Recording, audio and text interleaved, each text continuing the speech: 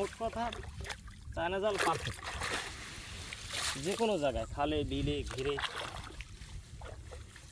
সব ধরনের মাছ বাজে।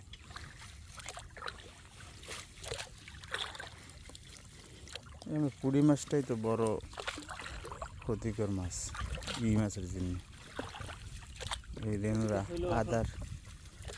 আদারের জন্য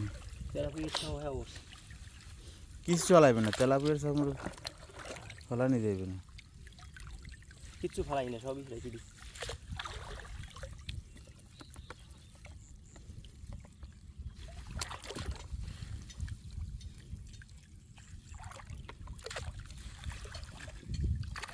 এইদিকে আসছে,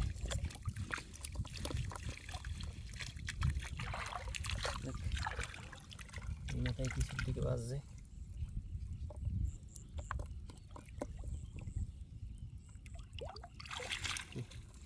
গলদা চিংড়ি তাও একটা আজকে আসছে।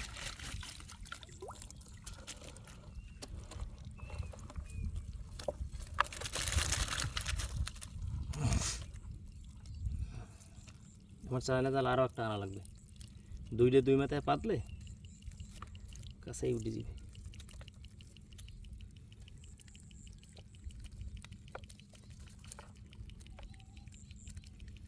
রেনু আসছে, রেনু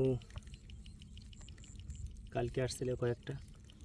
পানিটা এনে গেলে আবার রেনু গ্যাপে নেমে যাবে, রেনু গ্যাপে নেমে যাবে, চিংড়ি মাছগুলো বাঁচবে।